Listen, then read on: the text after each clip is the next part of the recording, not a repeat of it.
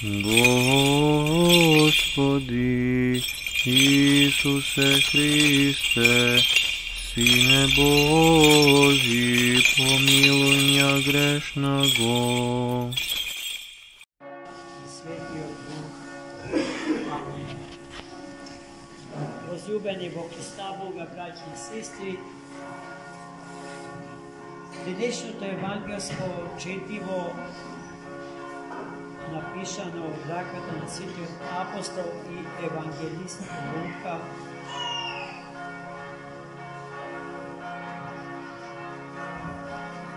ги се очува со некои духовни состојби кои што владеат во нас и за штетноста од нив кога ќе им се препуштаме, не имајќи целосна власт и контрола над себе си.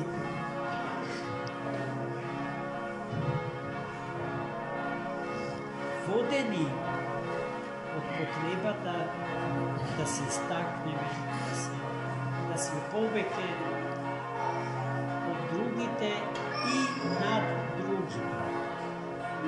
И сето тоа го правиме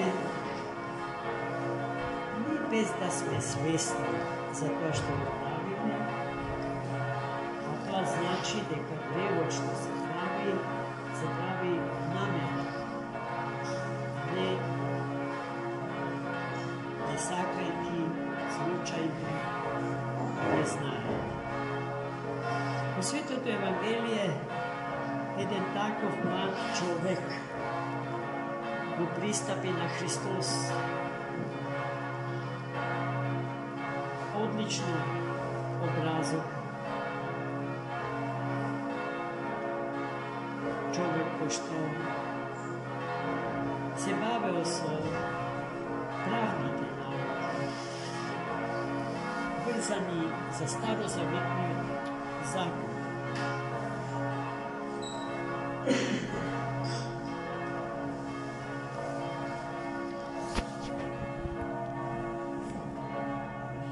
Подпирајќи се на умното знаење што го насобрал во својот живот, му пристапил на Христа со намера да го искуша, да го провери пак знаењето со кое што располага Богочовекот Христос. И го прашал, што треба да правам, Господи, за да се стекнам со живот вечен. Христос, знаејќи со кого разговара, го прашал дали го чита писмото и што прочитал во него по тоа прашање. И тој без многу двоумење му кажа, двата најголеми закони Божи од декалогот Божи извлечен. Првата заповед што треба да се исполни за да се стекнеме со живот вечен е да го љубиме Бога со сиот свој ум, со сето свое срце, со сета своја душа,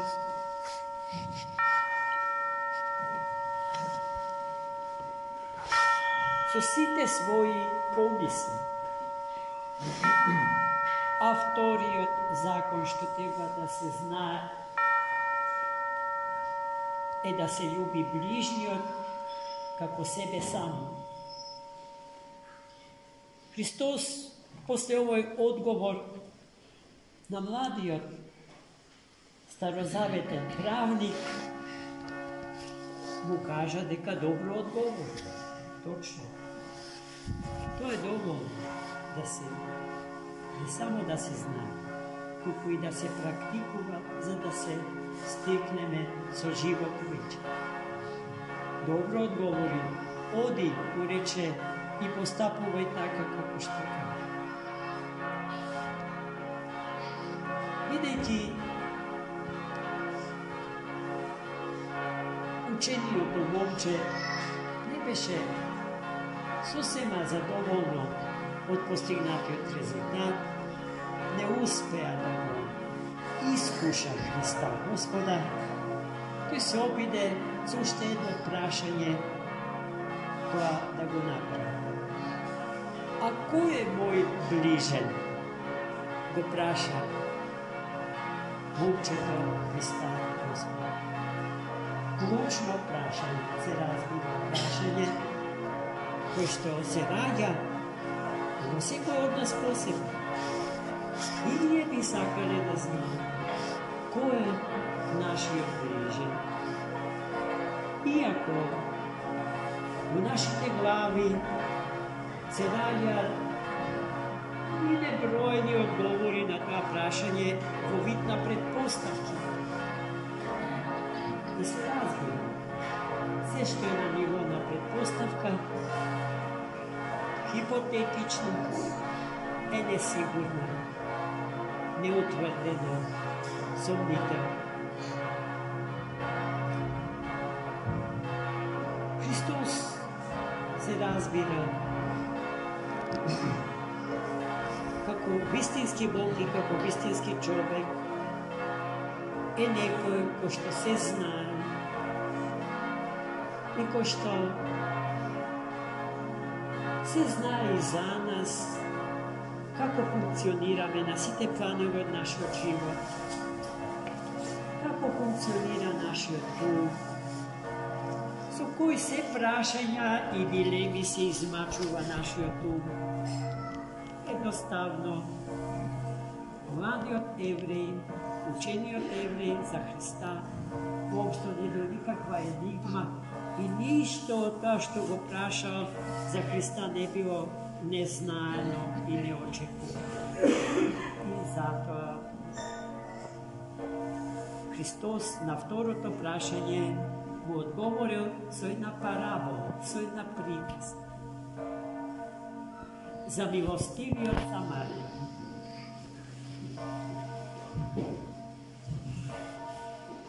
Некој самарјанин на патот од Ерусалим за Ерихон бил пресретнат од разбойници.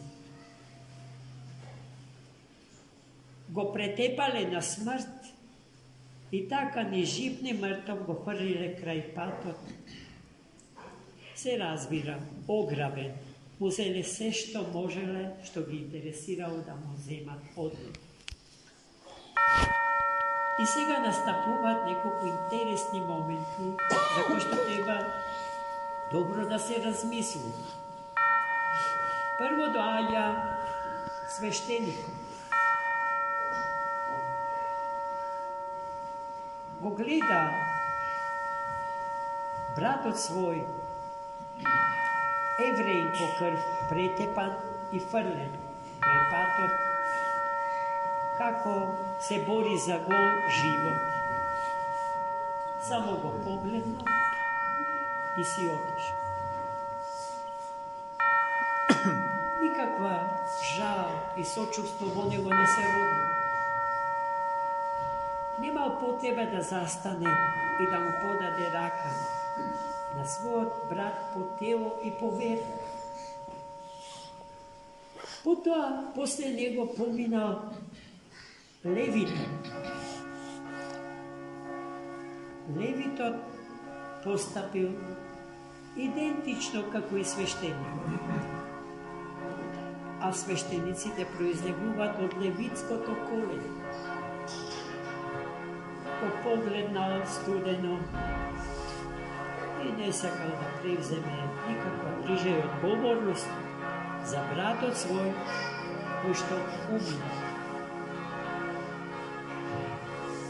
Најпосле поминал еден самарјанин, кој што ниту по тело, ниту по крв, ниту по вера не е ист со повредениот човек. Самарјаните се друг народ, со подруги религиозни убедувања од евреи. И таа разлика постои до ден денешен меѓу разликата меѓу Наврус и Јерусалим. Но тој, браќи и сестри, го запрел својот добиток, слегол од него, ги измил раните на ранетиот со вино и со елеј, го закрепнал, го освежил, го зел на својот добиток и го одвел до првата гостилница. Таму го нахранил добро и го напоил. Бидејќи морал да си отиде, а ранетиот да остане уште некој време да се рехабилитира, го викнал гостилничарот и му кажа: се што ќе побара овој човек да направиш, а при следното моје доаѓање ќе се раздолжи.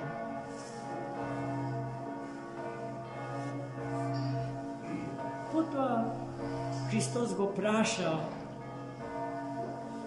законникот: според тебе, кој од тројцата му е ближен на ранетиот, повредениот евреј? И овој рекол: па оној кој што му помогна, оној кој што му подаде рака. Така е, му рече Христос. Оди и ти постапувај така. И често пати во нашите меѓусебни разговори го заземаме местото на Бога со амбиции на луѓето да им пресудиме. Иако судот над секој од нас му припаѓа само на Бога. И потоа допуштаме да не совладаат емоциите, некакви историски, социолошки, секакви други аргументи со кои што бараме. Па ако си православен, доволно е што си православен за да се спасиш, а ако не си тоа, доволно е да погинеш. А во оваа парабола што денеска читавме, се соочуваме со едно сосема подруго решение. А тоа е дека да си православен само покрштевање не е доволно, туку треба да се биде тоа поживо, со сите своји постапки, со начинот на кој што мислиме, размислуваме, расудуваме. Како се однесуваме, какви релации градиме со другите луѓе. Самото име не спасува, браќи и сестри. Самиот Христос многу пати во Светото писмо не соочува со штетноста од празнословната употреба на името христијан. Не е доволно да кажеш: јас сум христијан, јас сум православен, јас верувам во Бога. Да, али за таа твоја вера што стои? Има ли некакви дела? Дали таа твоја вера твори дела или е мртва вера? Самарјанинот не е евреј, не го практикува јудаизмот,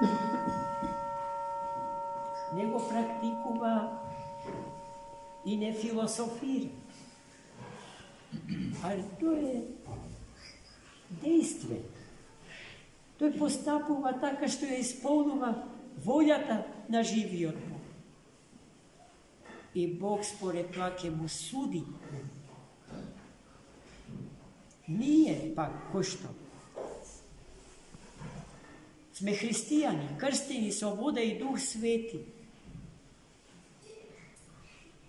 Ако со целиот наш живот не живееме за Бога, онака како што првата заповед гласеше, а младиот и учен евреј ја знаеше. И ако ближниот не го сакаме како себе си, попусто сме православни христијани. Тоа нема да не спаси. Тоа нема да не спаси. Во тоа сигурно да биде. А некој, кој што законите Божи природно ги примил, така што се запишале врз зидовите од неговото срце со самото негово раѓање и ги исполнува, јасно е дека ќе ја има милоста Божја на себе си.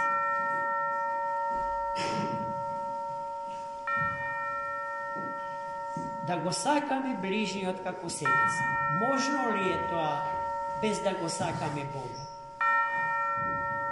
Во нашиот свет сакаат да не увери дека е можно постоењето на голиот хуманизам, дека е можно сакањето на човекот зарад човекот, без Бог. А ние гледаме дека е неможно да се сака човекот без Бога, ниту е можно Бога да го сакаме без да го сакаме човекот. Вистинското име на христијанскиот хуманизам е теохуманизам. Бого-човекољубие. Да го сакате човека зарад Бога, значи, тоа значи, ако е потребно и животот свој да го дадете за него. И ние имаме такви херојски представи на христијанскиот теохуманизам. Во подрачјето, каде што се водат жестоки војни и каде што најчесто страдаат нашите православни луѓе и народ. А ние седиме крај телевизор, гледаме турски серии и умото не боли за тоа дека во Украина наши браќи и сестри гинат, дека се води братоубиствена војна, дека истото се случува во Сирија, дека истото се случува во Палестина, односно Газа. Пределот во кој што Христос живеел, пределот, географскиот простор во кој што се случуваше настанот од денешното свето Евангелие. Па зошто така не почнеме да размислуваме, имајќи го Христа Господа пред себе си, Христа Господа како алфа и омега, како единствена вистинска мера и критериум на сите вредности. Амин. За многу.